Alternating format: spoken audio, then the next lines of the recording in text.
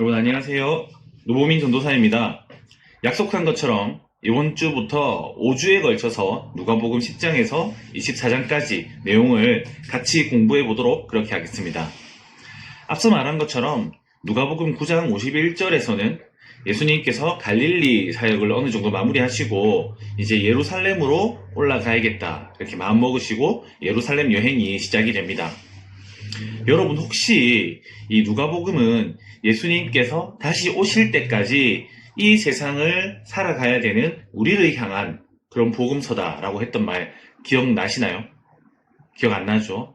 그럴 수 있어요. 안 날 가능성이 큽니다.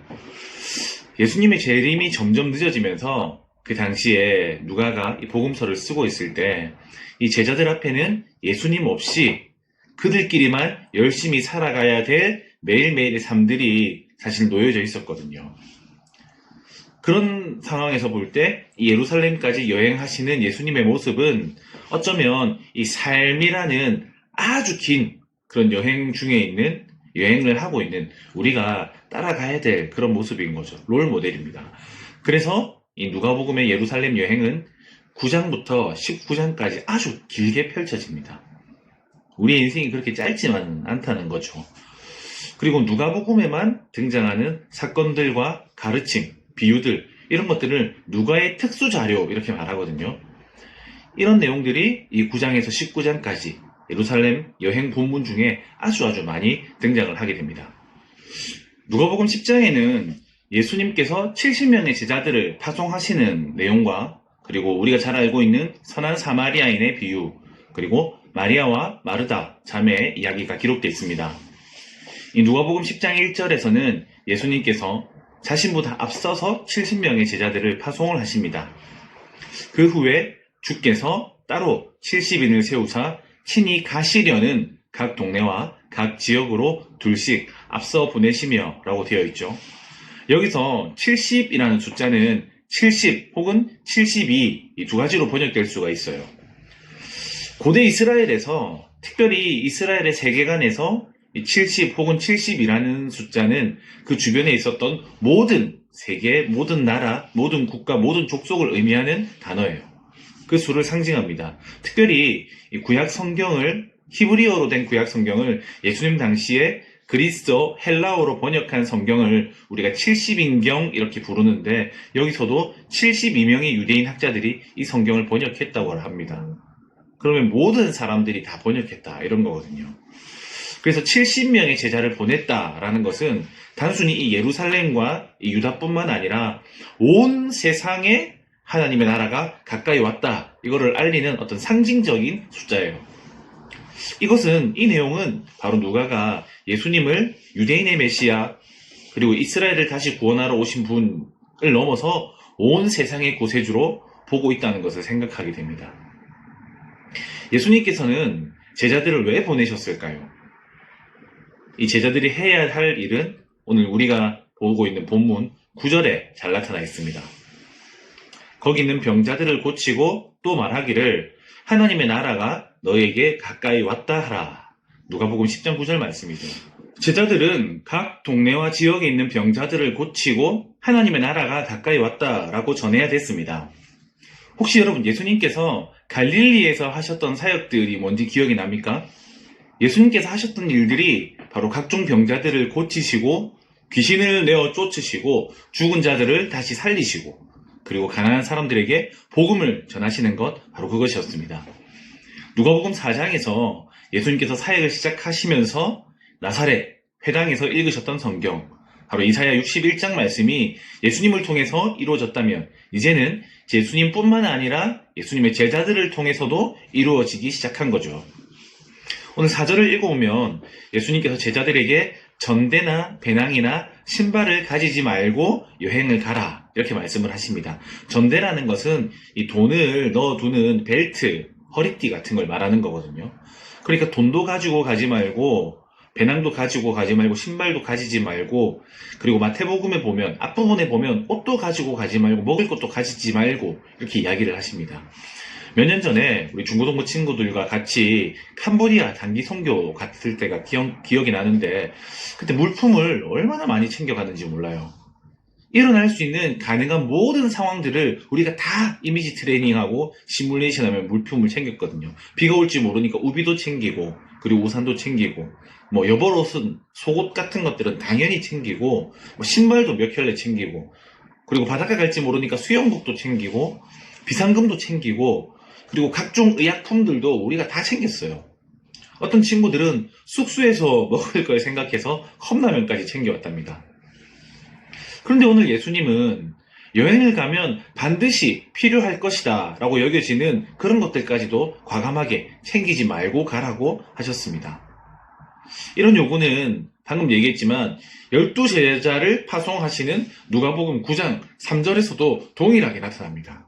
그냥 네 몸뚱이 하나 가지고 떠나라 이런 말씀이시거든요. 이런 제자들을 보내는 예수님의 마음이 오늘 3절에 나타납니다. 우리 같이 한번 읽어볼까요? 갈지어다 내가 너희를 보냄이 어린 양을 이리 가운데로 보냄과 같도다. 이렇게 불안과 염려를 가지고 떠난 제자들이 오늘 17절에서 돌아옵니다. 예수님 없이 자기들끼리만 2명씩 짝을 지어서 제자들끼리만 떠난 여행이었지만 그곳에서 수많은 귀신들이 예수님의 이름 앞에서 항복했습니다. 먹을 것조차 가져가지 못했던 제자들은 사람들이 베풀어 주는 음식을 먹고 그들에게 잠자리를 제공받았습니다. 이때 맹수들 한가운데로 들어가는 어린 양처럼 보이는 제자들은 사실은 오늘 성경을 읽어보면 뱀과 정갈을 밟으며 원수의 모든 능력을 제어할 권능을 예수님께 받았습니다. 생각해보면 예수님께서도 이렇게 여행하시면서 많은 집에 들어가셔서 식사를 대접받으셨어요. 그리고 우리가 앞으로 살펴볼 본문에는 예수님께서 식사하시는 장면들이 종종 등장하게 됩니다. 이건 이후에 살펴보겠습니다. 이 제자들의 모습을 보면 예수님께서 승천하시고 난 뒤에 오늘 살아가고 있는 우리들의 삶에 대해서 많은 생각들을 하게 됩니다. 이 세상이라는 거친 맹수, 짐승, 이리떼 속에 아무것도 갖지 못하고 양식조차 갖지 못하고 오늘 내던져진 어린 양 같은 그런 우리의 모습이지만 이미 우리는 죄와 사망과 싸워 이길 수 있는 권능과 능력을 받았습니다. 그리고 하나님께서 입히시고 먹이시는 삶, 가난한 자들에게 하나님의 나라를 전하고 연약한 이들을 치유하는 삶이 오늘 우리에게 맡겨진 삶이 아닌가, 그리고 우리가 마땅히 살아갈 수 있는 삶이 아닌가 이런 생각들을 하게 됩니다. 뒤이어 나타나는 21절 그리고 24절을 읽어보면 이런 제자들의 보고를 듣고 예수님께서는 성령으로 기뻐하시며 제자들에게만 은밀한 계시를 주십니다. 지혜롭고 슬기로운 사람들에게는 숨겨지고 어린아이들에게는 나타나서 알려진다는 그런 이야기는 이 누가복음이 가지고 있는 놀라운 역전의 신학을 떠올리게 합니다. 다음으로 등장하는 선한 사마리아인의 비유는 누가복음에서 가장 중요한 비유 가운데 하나입니다. 이 비유에서 내 이웃이 누구입니까? 라고 묻는 율법교사에게 예수님께서는 지금 당장 이웃이 필요한 모든 강도 만난 이들에게 다가가서 네가 이웃이 되어줘라 라고 말씀을 하십니다. 이 관점의 역전이 일어난 거죠. 뿐만 아니라 율법 그리고 하나님의 말씀에 대해서 잘 알고 있는 율법교사 그리고 하나님께 예배를 드리는 직업인 제사장, 레위인처럼 다른 사람의 칭송을 받고 인정을 받고 존경받는 사람들이 아니라 당시에 혐오받고 손가락질을 당하고 있던 사마리아 사람이 이 강도 만난 사람에게 자비를 베푸는 모습은 이 누가복음이 가지고 있는 역전의 메시지를 잘 담고 있습니다. 어쩌면 우리도 하나님을 사랑하고 있다 이렇게 생각을 하지만 강도 만난 이웃을 외면하고 있는 중인지도 모르겠습니다. 오늘 이 선한 사마리아인의 비유는 이번 주에 중고등부 설교에서 조금 더 좀 자세하게 다뤘잖아요. 그래서 여기 화면에 뜨는 여기 화면에 뜨는 링크를 참조하시면 될 것 같습니다. 누가복음 10장 38절부터는 이 예수님을 초대한 마르다와 그 여동생 마리아의 이야기가 기록되어 있습니다. 이 38절을 읽어보면 이 마르다가 예수님을 영접했다라고 기록을 하는데 이거는 뭐 식사 자리에 초대를 한 거죠. 아까 10장 초반부에 예수님께서 파송하셨던 70명의 제자들도 아마 이런 초대들을 받았을 겁니다. 이 본문에 나타나 있지는 않지만 이 마리아와 마르다가 살고 있는 지역은 베다니라는 지역입니다. 이 예루살렘 동쪽으로 3km 정도 떨어진 거리에 있는 동네인데, 이 동네는 이 나병 환자들, 가난한 사람들, 죄인들이 모여 살고 있었던 빈민가 일종의 격리 지역이었습니다. 이 베다니라는 뜻도 이 베트가 히브리어로 집이라는 뜻이거든요. 그리고 아니는 가난하다는 뜻이에요. 그래서 이 베다니라는 말은, 베타니라는 말은 가난한 사람들의 집, 슬픔의 집, 이런 뜻을 가지고 있는 동네입니다. 오늘 이 동네에 예수님께서 가신 것이죠. 가난한 사람들에게 이 복음이 전해지고 있는 겁니다. 오늘 마르다는 감사한 마음으로 예수님을 초대하는데, 여러분 최소한 생각해 봤을 때 예수님께서 12명의 제자들과 같이 이 집에 들어갔다 생각하면 마르다는 13명 이상 장정의 식사를 준비해야 됐을 것으로 보입니다. 바쁘고 마음이 분주했겠죠. 그런 상황 속에서 이 여동생인 마리아의 행동을 성경은 이렇게 기록하고 있습니다. 그에게 마리아라고 하는 동생이 있어 주의 발치에 앉아 그의 말씀을 듣더니, 제가 모교에 있을 때 별명이 배짱이었습니다. 왜냐면 다른 사람들이 한참 일하고 청소하고 요리 준비하고 있을 때 저 누워서 기타 치고 피아노 치면서 노래 부르고 해가지고 일 안 하고 저 찬양한다고 해서 생긴 별명입니다. 그런데 지금 교회에 오고 나서, 부산제일교회로 오고 나서는 살이 많이 쪄가지고 어느 날 친구가 저보고 와, 니 배 진짜 짱이네 라고 해가지고 또 다른 의미로 별명이 배짱이가 됐습니다.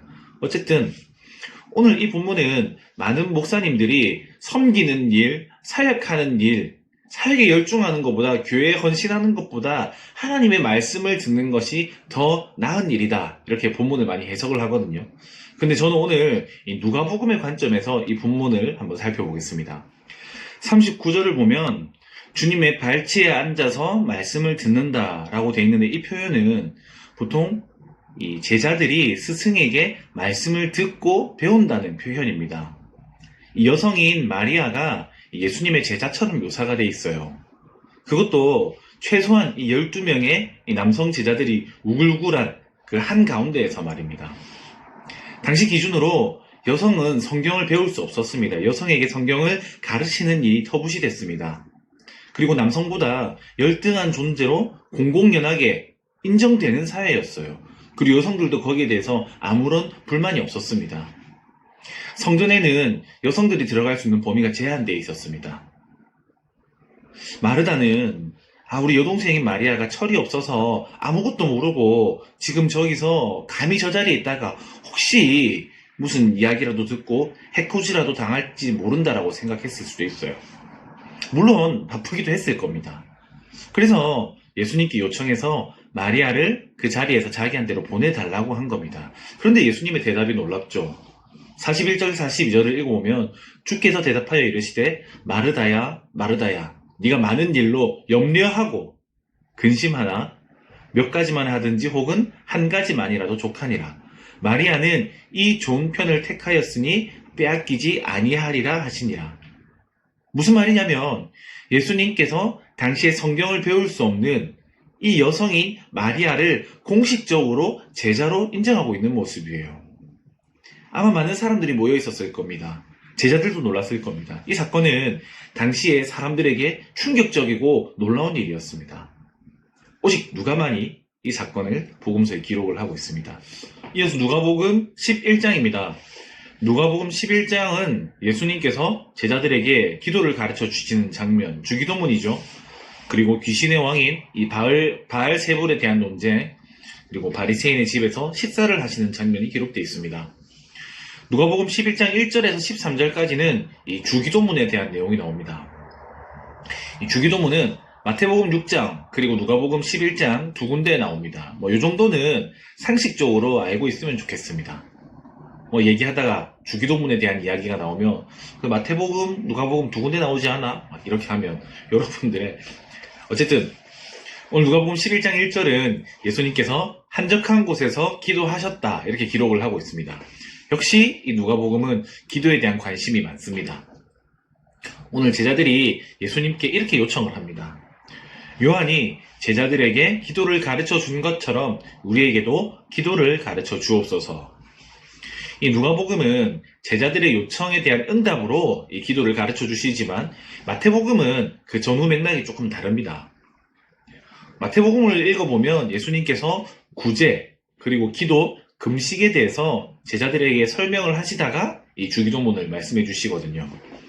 이 구제랑 금식, 그리고 기도는 유대인들이 꼭 해야 되는 어떤 종교적인 관습이에요. 이 마태복음은 유대인들을 위한 복음서이기 때문에 이 유대인들의 종교적 관습의 맥락에서 이 주기도문이 나온 것 같아요.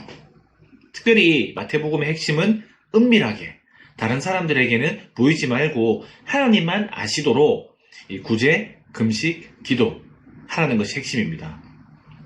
근데 오늘 누가복음에는 제자들이 요한이 자기 제자들한테 기도를 가르쳐 준 것처럼 뭔가 우리에게도 기도를 가르쳐 달라 이렇게 제자들이 요청하고 있는 것이죠.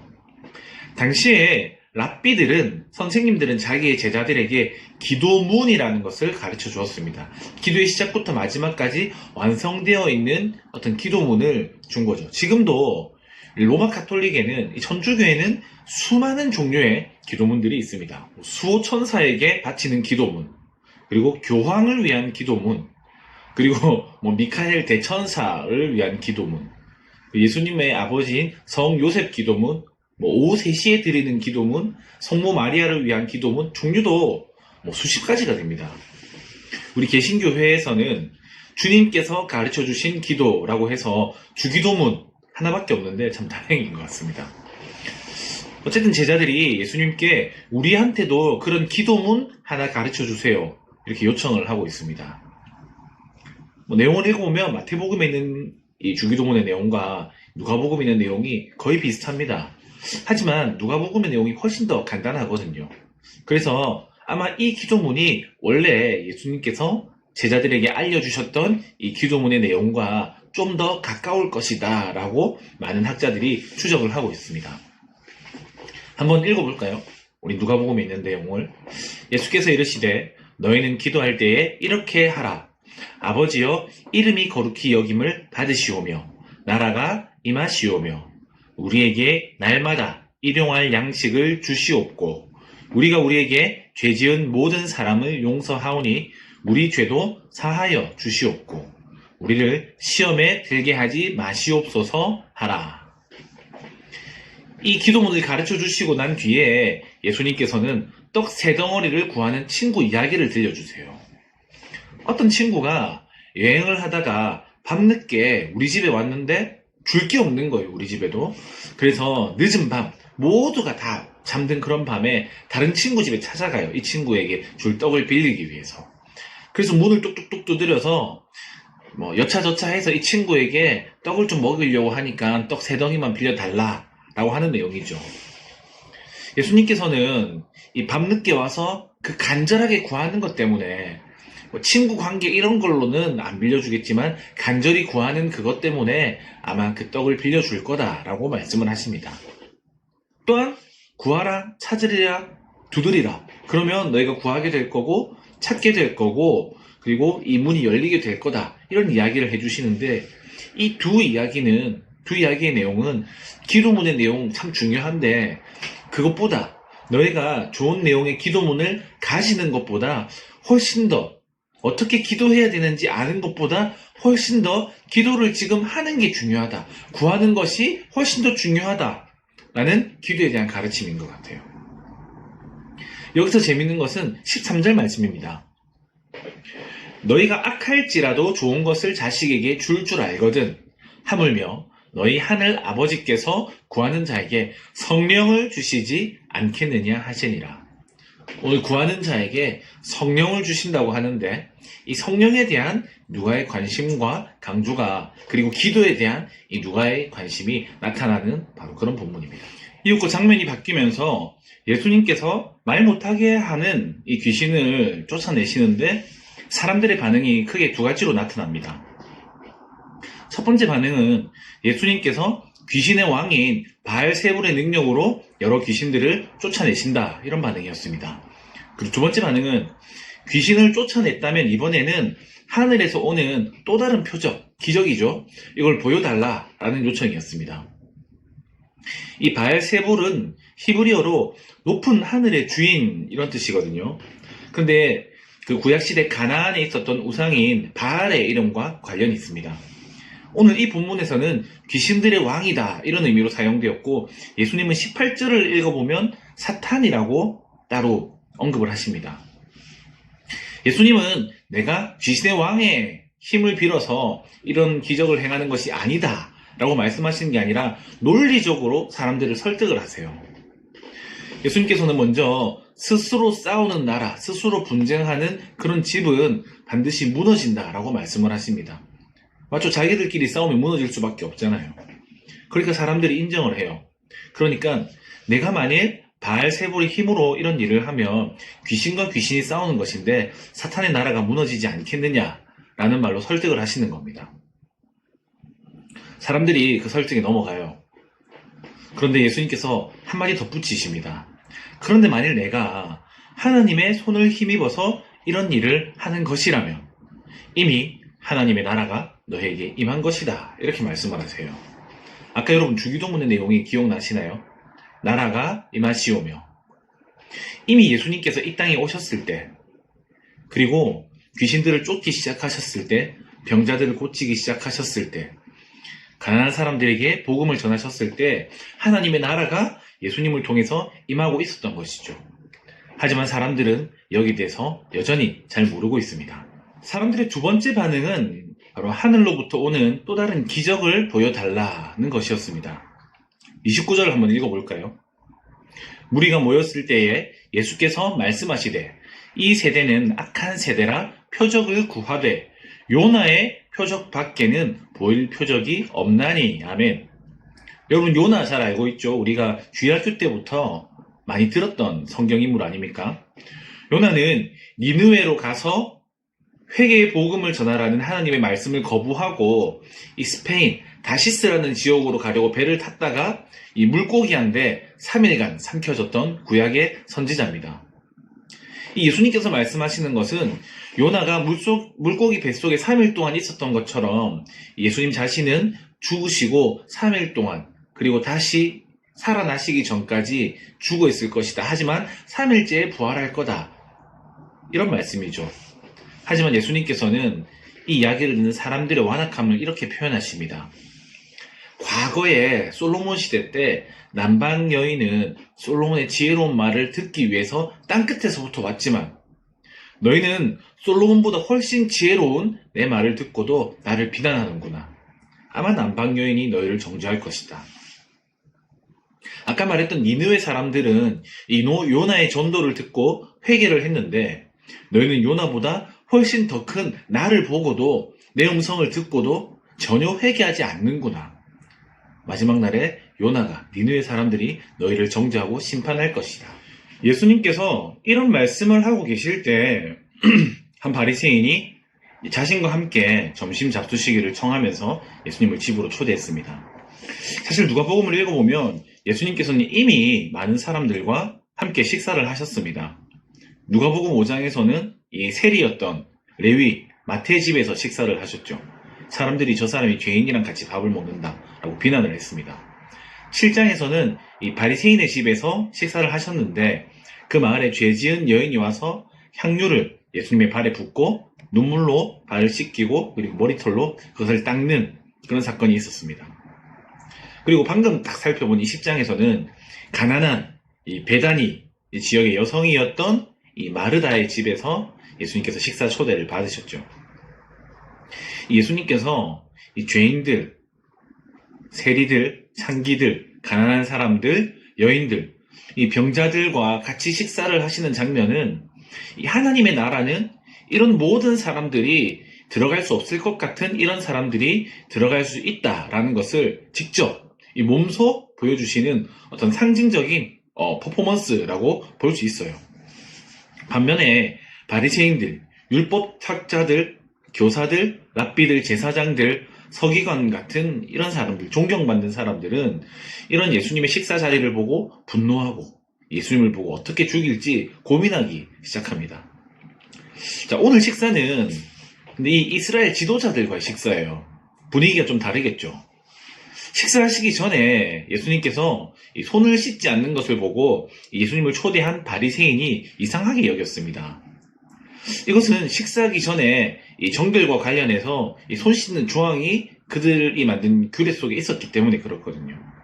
심지어 어떤 규례를 살펴보면 이 조항을 살펴보면 식사 메뉴가 바뀔 때마다 사람들은 손을 깨끗하게 씻어야 했습니다. 이건 사실 율법이라기보다는 사람들이 긴 시간에 걸쳐서 이제 하나씩 추가하기 시작한 규례들, 어떻게 보면 사람들이 만들어낸 전통들이거든요. 그래서 사람들이 이 전통을 지키면서 실상 정작 율법을 지키지 않는 것을 보고 마가복음 7장 8절은 이렇게 이야기합니다. 너희가 하나님의 계명은 버리고 사람의 전통을 지키느니라. 어쨌든 예수님께서 손 씻는 것을 안 하는구나 이렇게 생각하는 것을 아시고 예수님께서는 39절, 40절에서 이렇게 말씀하십니다. 주께서 이르시되 너희 바리새인은 지금 잔과 대접의 겉은 깨끗이 하나 너희 속에는 탐욕과 악독이 가득하도다. 어리석은 자들아 겉을 만드시니가 속도 만들지 아니하셨느냐. 무슨 말씀일까요? 하나님께서는 너희 겉모습과 너희 속을 모두 만드셨는데 너희 겉은, 너희 잔과 대접은, 너희의 손은 깨끗한데 왜 어째서 너희 속에는 악독한 탐욕으로 더럽다. 이런 의미죠. 외적으로는 깨끗하지만 정결해 보이지만 그 속이 더러운 것, 겉과 속이 다른 것, 이것을 성경은 외식이라고 부릅니다. 그래서 예수님께서는 너희가 구제해서 다른 사람들을 도와줘서 너희 마음을 탐욕과 욕심, 악독으로부터 깨끗하게 해라라고 예수님께서 말씀하시는 거죠. 이제 예수님께서는 이 종교 지도자들, 특별히 바리새인들과 율법 교사들을 향해서 맹렬한 비난을 쏟아내시는데 이것은 이스라엘 종교 지도자들의 외식과 관련된 내용들입니다. 42절, 43절, 44절에서 화 있을진저, 화 있을진저, 화 있을진저 세 번을 반복하시면서 하시는 말씀이 이겁니다. 너희가 겉으로는 온갖 11조를, 온갖 채소의 11조를 바치는데 너희 속은 하나님께 대한 사랑을 버리고 공의를 버리는구나. 뭡니까? 외식이죠. 너희가 높은 곳에서 사람들의 문안을 받는 것을 좋아하고 존경받는 것을 너희가 기뻐하는데 너희 실제 모습은 존경받을 만한 모습이냐? 너희 실제 모습은 사람들에게 인사를 받을 만한, 문안을 받을 만한 모습이냐? 아니, 너희의 실체는 사실 사람들이 알지 못하지만 너희는 무덤이다. 라고 말씀하시는 겁니다. 그러니까 가만히 있으면 되는데 45절에서 한 율법 교사가 아니 11조 열심히 하고 사람들의 문안 받는 게 자기들 얘기인 거예요. 그래서 발끈해서 아니 예수님 지금 우리까지 모욕하시는 거예요? 이렇게 하고 들었어요. 가만히 있으면 될 텐데. 그래서 예수님께서 오라 잘 걸렸다 하고 타겟을 변경하십니다. 지금까지는 너희 바리새인들이여 화 있을진저 말씀하셨거든요. 이제부터는 너희 율법 교사들이라고 타겟을 변경하셨어요. 이르시되 화 있을진저 또 너희 율법 교사여. 46절입니다. 지기 어려운 짐을 사람에게 지우고 너희는 한 손가락도 이 짐에 되지 않는도다. 여기서 지기 어려운 짐은 사실 율법이거든요. 이 수많은 율법의 조항으로 사람들을 힘들게 만들었던 거죠. 하지만 정작 너희는 한 손가락도 안 되는구나. 단 하나도 지키지 않는구나. 뭘까요? 외식이죠. 겉과 속이 다른. 47절을 읽어보면 너희 조상들은 하나님의 말씀을 전하는 선지자들을 다 죽였다. 그리고 너희는 지금 그 선지자들의 무덤을 만들고 있다. 너희 율법 교사들이. 52절을 읽어보면 너희는 지식의 열쇠, 율법을 가지고 가서 너희도 안 들어가고 모든 사람들이 그 나라에 들어가지 못하도록 막고 있다. 내용을 읽어보면 이 가난한 죄인들, 연약한 사람들, 사람들이 비난하고 사람들이 천하다고 생각했던 이들과의 식사는 하나님의 나라가 어떤 곳인지 보여주었던 반면에 이 종교 지도자들과의 식사는 예수님의 분노 그리고 예수님의 꾸지람이 맹목적으로 맹렬하게 적나라하게 나타났던 것들을 볼 수 있습니다. 뭘까요? 누가복음이 가지고 있는 역전의 하나님 나라의 메시지가 잘 나타나는 부분입니다. 네, 누가복음 12장은 어떤 사건보다는 예수님의 가르침이 집중되어 있는 그런 장입니다. 우리가 일반적으로 제일 먼저 기록된 것으로 보이는 복음서는 마가복음입니다. 마가복음은 예수님의 행적, 그리고 예수님의 기적들을 중심으로 기록했기 때문에 예수님의 가르치심, 예수님의 설교, 이런 내용들이 거의 없습니다. 반면에 이 누가복음과 마태복음에는 예수님의 가르치심이 많이 담고 있는데 그 내용들이 거의 일치합니다. 그래서 대부분의 학자들이 공통적으로 이 마태와 누가가 복음서를 쓸 때 참고한 것으로 보이는 예수님의 말씀들, 예수님의 설교에 대한 어떤 자료들이 있었을 것이다 라고 생각을 해요. 그런 기록들이 있을 거다라고 생각을 하지만 아직 발견되지는 않았습니다. 그래서 누가복음 12장 1절에서 12절 내용도 마태복음에 등장하는 공통적으로 등장하는 가르침들이 많습니다. 특별히 이 내용들은 주로 예수님께서 제자들에게 주시는 가르치심입니다. 예수님의 제자들은 지금 작은 예수들로 세워지고 있는데요. 병자를 고치고 하나님의 나라를 그 복음을 전파하는 사역을 배우고 있었습니다. 맞죠? 그리고 11장에서는 기도에 대해서 배웠습니다. 꼭 구해야 된다. 기도해야 된다. 그리고 12장에서는 예수님의 정신에 대해서 배우기 시작합니다. 오늘 그 핵심 주제는 바로 바리새인들의 외식입니다. 예수께서 먼저 제자들에게 말씀하여 이르시되 바리새인들의 누룩, 곧 외식을 주의하라. 아까 전에 이 외식이라는 단어는 속과 겉이 서로 다른 모습이라고 했습니다. 왜 예수님께서는 이것을 바리새인들의 누룩이라고 표현하셨을까요? 이 누룩은 이 알코올을 만들어서 발효시켜서 이 술맛을 내게 할 때 쓰는 그런 재료입니다. 혹은 이 누룩은 빵을 부풀어 오르게 만들어서 이 빵 맛을 좋게 하는 데 쓰이는 발효제예요. 그래서 이 누룩은 그 본질을 변화시키는 능력이 있는 거거든요. 예수님께서는 바리새인들의 누룩이 이 백성들의 본질을 변화시키고 부패시키고 변형시키고 병들게 만든다는 거예요. 자, 2절 3절을 읽어보면 언젠가는 감추인 모든 것들이 환하게 드러난다, 이런 가르치심을 담고 있습니다. 그러니까 겉과 속이 다르면 안 되는 거잖아요. 왜 이런 얘기를 할까요? 11절을 읽어보면 그 답이 나옵니다.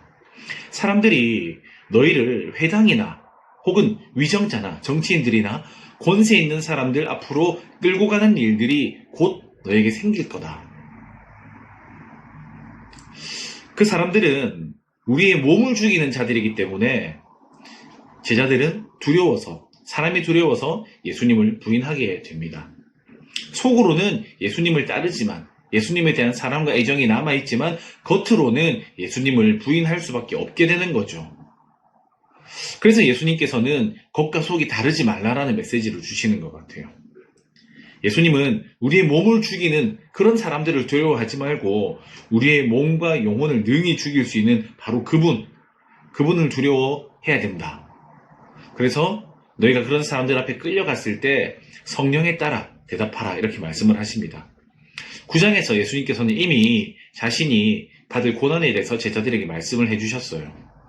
그런데 이제 제자들에게도 이런 고난이 곧 시작될 것이다, 예수님께서 말씀하시고 있는 거죠. 그 고난 앞에서 제자들이 선택해야 되는 것은 겉과 속이 같아야 하는 거예요. 그리고 성령에 따라 예수님을 부인하지 않는 거예요. 이 12장 13절부터는 이 한 사람이 예수님께 나아가서 자기 형이 가지고 있는 유산을 자기 자신한테 좀 나눠주라, 예수님 이렇게 우리 형한테 가서 말 좀 해주세요, 부탁을 합니다. 이 말에 대해서 예수님께서는 너희 마음속에 탐하는 마음, 욕심을 물리쳐라, 이렇게 말씀을 하세요. 이 사람의 요청이 근원적인 이유가 그 사람이 가지고 있는 마음속의 욕심, 탐심이었다는 거죠. 이러면서 예수님께서는 한 부자의 이야기를 비유로 들려주십니다. 이 비유의 목적은 사실 듣고 깨닫게 하기 위한 거거든요. 16절에서 18절을 읽어보시면 비유의 내용이 이렇습니다. 한 부자가 밭에서 농사가 너무 잘 된 거예요. 그리고 나서 딱 자기 창고를 보니까 창고가 다 차서 더 이상 이 곡식을 쌓을 수가 없는 거예요. 아, 그래, 이 창고를 허물고 훨씬 더 크게 지어서 내 모든 곡식과 보물을 여기다가 쌓아 놓아야지. 뭘까요? 이게 탐심이거든요. 욕심이거든요. 지금 가지고 있는 것보다 더 많은 것들을 가지려는 마음이에요. 여기 보면 의도적으로 쌓아야지, 쌓아야지, 쌓아야지. 3번이나 높이 쌓는다는 단어가 반복됩니다. 우리가 지금까지 살펴봤던 이 누가가 말하는 하나님 나라는 더 높아지기 위해서 애쓰는 나라가 아니었거든요. 여러분, 부자는 죄가 아니에요. 하지만 더 갖고 싶어 하는 마음은 죄예요. 하나님의 나라는 더 높아지기 위해서, 더 쌓기 위해서 애쓰는 나라가 아니라 가진 것을 나누어 주는 것이 복된 나라였잖아요. 이 부자에 대한 오늘 예수님의 메시지는 뭘까요? 12절입니다. 하나님은 이르시되 어리석은 자여, 오늘 밤에 내 영혼을 도로 찾으리니 그러면 네 준비한 것이 누구의 것이 되겠느냐 하셨으니. 아멘. 여러분, 10장에서 율법교사가 예수님을 시험하던 장면이 기억나시나요? 예수님을 시험하기 위해서 질문하셨을 때 예수님께서는 선한 사마리아인의 비유를 말씀해 주셨습니다. 예수님께서는 자신을 향한 사람들의 질문, 사람들의 공격, 사람들의 의심, 사람들의 비난을 통해서 오히려 하나님의 나라에 대해서 보여주고 계십니다. 형의 재물을 갖고 싶어 했던, 탐냈던 이 동생의 요구를 통해서 역전의 하나님의 나라, 그 메시지가 아주 잘 나타난 본문이 오늘 이 어리석은 부자의 이야기입니다. 누가복음에만 나오는 이야기예요. 이어서 예수님은 제자들에게 너희 목숨을 위하여, 너희 몸을 위하여 뭘 먹을까, 뭘 입을까 염려하지 말라, 이런 가르침을 주십니다. 여러분, 많이 들어본 이야기죠. 계속해서 제자들은 예수님에게 그 가르치심을, 그 자세를 배우고 있는 중이네요. 맞죠?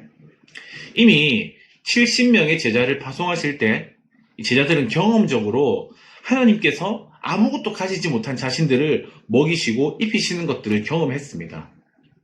근데 예수님은 여기서 까마귀를 먹이시고 백합화를 입히시는 하나님께서 그보다 훨씬 더 귀한 너희들을 보살피실 것이니까 아무것도, 너희가 뭐 염려한다고 해도 아무것도 바꿀 수 없으니까 염려하지 말고 염려를 버리고 하나님의 나라와 그 의를 구하라 라는 그런 가르치심을 주십니다.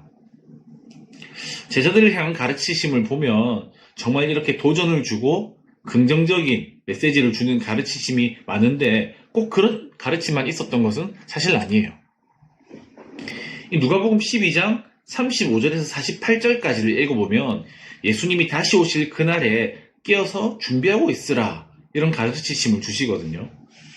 그런데 47절을 읽어보면 재밌게도 주인의 뜻을 알고도 준비하지 않고 주인의 뜻대로 행하지 않았던 종, 그런 종은 많이 맞을 거다라고 경고하시거든요. 이게 누구예요?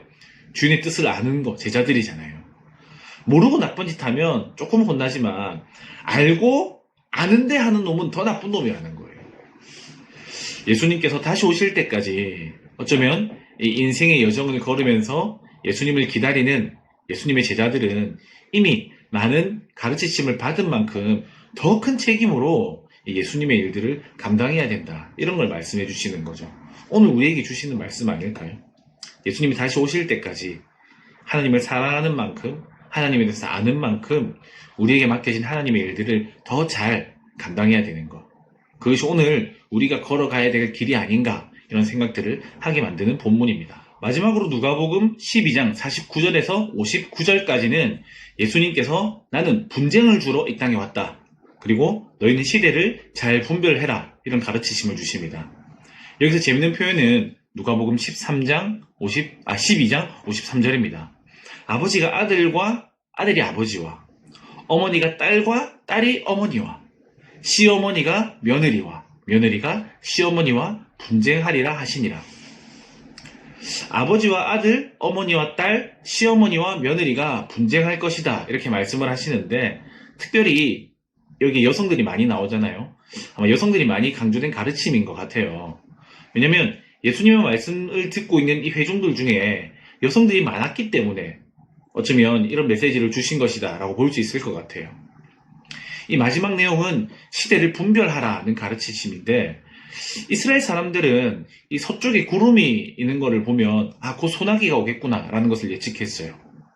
그리고 남풍이 불어오는 것을 보고 아, 이제 곧 덥겠구나 라는 것을 예측했습니다. 아마 오랜 경험에 의해서 지금 일어나고 있는 작은 기상현상들로 앞으로 일어날 일들을 예측할 수 있는 지혜가 생기게 된 거죠. 하지만 이 사람들은 곧 이 시대에 어떤 일이 일어날지 생각하는 것에는 아무런 관심이 없어요. 그럼 마지막에 나오는 이 고발하는 자와 재판장에 가는 이야기가 왜 나올까요? 재판이 끝나고 이 고발당한 내가 간수에게 넘겨지고 나면 나는 감옥에서 나오기 힘든 거예요. 지금 나를 고발하는 이 사람과 재판장에 들어가기 전에 이 사람의 마음을 얻을 수 있는, 어쩌면 내 형량을 깎을 수 있는, 감옥에 들어가지 않을 수 있는 마지막 기회인 거예요. 이 사람의 마음을 사야 되는 거거든요. 그런 것처럼 이 시대를 분별하는 사람은 지금 하나님의 나라가 임하기 전에, 아까 전에 깨어 있으라고 말했던 것처럼 우리가 뭘 해야 될지 고민하고 바로 지금 기회가 있을 때 행동해야 되는 거죠. 누가복음 12장에서는 부자처럼 많은 재물을 쌓기 위해서 큰 창고를 짓는 것, 이런 일을 하지 말고, 그리고 당장 내 몸을 죽일 수 있는 이 세상의 권세자들을 두려워하지 말고 그 너머를 볼 수 있기를 기대하고 있습니다. 그러면서 제자들이 깨어서 예수님께서 다시 오시는 그날까지 제자로 걸어야 될 길을 걷기를 바라시는 예수님의 가르치신 그것이 나타난 장이었습니다. 자, 특별히 오늘 누가복음 10장에서 12장까지를 마무리하면서 우리가 기억해야 될 것은 이제 예루살렘을 향한 여행을 시작하신 예수님께서 우리의 여행, 인생이라는 여행을 살고 있는 우리 각 사람에게 어떤 가르치심과 메시지를 주셨는지 다시 한번 돌아보면서 기억해 볼 수 있기를 바랍니다. 다음 주에는 우리가 누가복음 13장에서 15장까지 3장을 같이 공부해 보겠습니다. 지금까지 열심히 함께 공부해줘서 고맙습니다. 우리 다음 주에 뵙겠습니다.